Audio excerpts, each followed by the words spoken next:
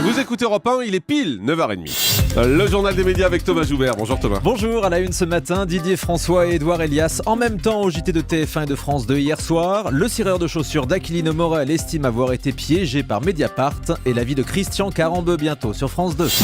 Et on commence donc avec les ex-otages en Syrie qui ont été très demandés dans les médias hier. Après leur première interview sur Europe 1 hier matin, Didier François et Édouard Elias ont reçu de nombreuses invitations des chaînes de télé. Ils ont accepté de témoigner sur les plateaux des 20h de TF1 et de France 2, si bien qu'au même moment, hier soir, nos confrères sont apparus sur les deux chaînes. Alors l'interview de TF1 avait été enregistrée dans la matinée par Gilles Boulot. En revanche, celle de France 2 était bien en direct. D'ailleurs, la chaîne l'a souligné avec un logo en direct qui n'apparaît jamais normalement dans les JT.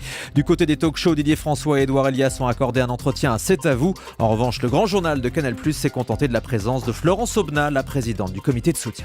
On précise que TF1 et Gilles Boulot ont bien dit que l'entretien avait été enregistré. Ils n'ont pas joué le faux direct. Le cireur de chaussures d'Aquilino Morel accuse Mediapart de l'avoir piégé. Le site s'est basé sur une interview de cet homme pour écrire le papier qui a conduit à la démission du conseiller de François Hollande. Cet homme, David Isbert, faisait des révélations sur les habitudes d'Aquilino Morel et ses souliers de luxe. Les équipes du petit journal de Canal+ ont retrouvé ce cireur de chaussures. Depuis l'éclatement de l'affaire, il affirme être harcelé par les médias et estime avoir été piégé par Mediapart. J'ai pas accordé une interview à Mediapart. J'ai répondu à un coup de téléphone à Mediapart il y a environ 3 ou 4 semaines. On m'a posé des questions. Je pensais que ça concernait mon travail, ma profession, et je me suis fait piéger. Quand on vous parle comme ça à 200 à l'heure, ouais, je me présente, et là on vous pose des questions. On vous parle de votre métier. Donc c'est-à-dire que cette personne m'a endormi tranquillement et m'a emmené sur une piste.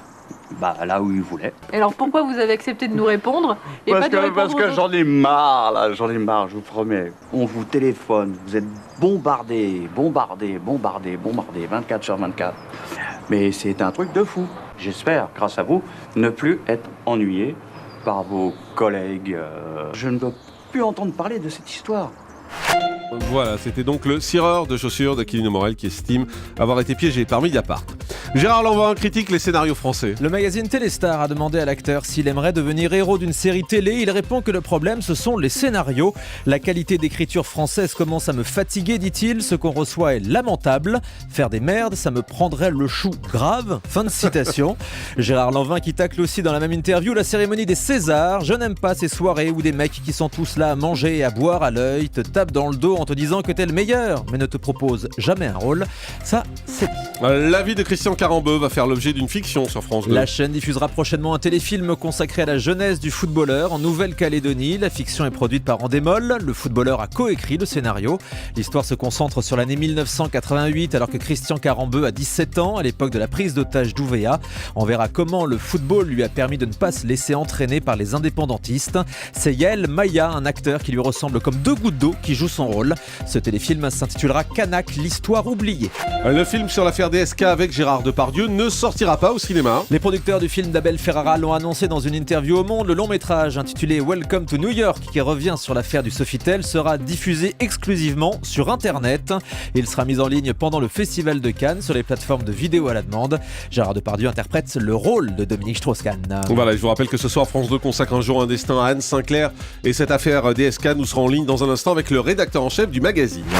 Qui sont les plus gros consommateurs de télé dans le monde ? C'est une étude de Médiamétrie qui détaille les audiences dans plus de 100 pays. On apprend notamment que la télévision n'a jamais été autant regardée à travers le monde. En 2013, les Américains sont restés les plus gros consommateurs avec une moyenne de 4h53 par individu et par jour, presque 5 heures par jour. À titre de comparaison, en France, la moyenne est de 3h46. C'est plus que les Allemands, mais moins que les Anglais, les Espagnols et les Italiens. L'Italie qui est d'ailleurs championne d'Europe de la consommation télé avec 4h21.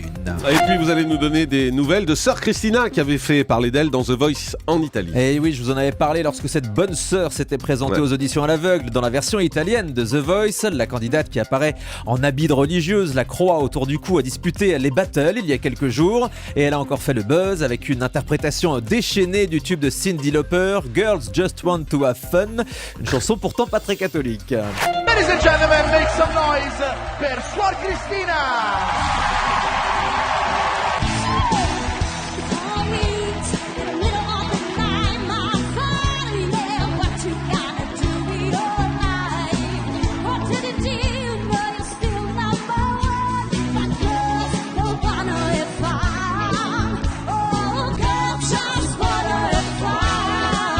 Voilà, ce qui est étonnant, c'est surtout Pas l'image mal, en fait. pas Non mal. mais faut surtout voir l'image, c'est-à-dire qu'elle est en Ouais. bonne sœur avec la croix autour du cou Elle est déchaînée. et en train de chanter. Voilà, c'est Sister Act? Non, mais rien, quoi.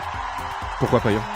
Bah, parce que c'est pas religieux comme chanson. Ah oui, d'accord, la chanson. Ah, mais celle de c'est Cyndi Sister Lauper, Act, non, ça je vous le confirme. ouais. c'était une sœur qui chantait quand même dans Ouais. Sister Ouais, Act. On précise Bah qu'elle a oui, remporté pareil. cette battle et on la retrouvera donc sur les lives. On vous tiendra évidemment au courant. Bon, vous n'avez rien compris à ce que j'ai dit, je crois. Non, mais c'est pas grave, c'est pas la première fois, vous savez. On termine avec le chiffre du jour. 11,1%. Jean-Marc et Julie, c'est encore Oui. un résultat exceptionnel d'audience pour Europe 1 en Ile-de-France. Europe 1 devient la radio la plus écoutée en région parisienne. Wow. Nous sommes premiers devant RTL, France Inter, France Info et Énergie. C'est une grande première en Ile-de-France. Merci donc à tous nos éditeurs parisiens, évidemment, à tous les autres aussi. Voilà, on est très heureux, merci à tous donc de faire d'Europe 1 la première radio en région parisienne. 104.7 pour nous écouter Bah en oui. région parisienne. En même temps, si vous donnez l'audience, c'est qu'ils nous écoutent, non? Oui, mais ils le diront à leurs voisins. D'accord, très bien, merci Julie. Jean-Marc Morandini. Allez, tout de suite, c'est le télérépondeur, votre avis sur la télé, vos réactions, vos impressions, 24 heures sur 24. Le grand direct des médias, Jean-Marc Morandini.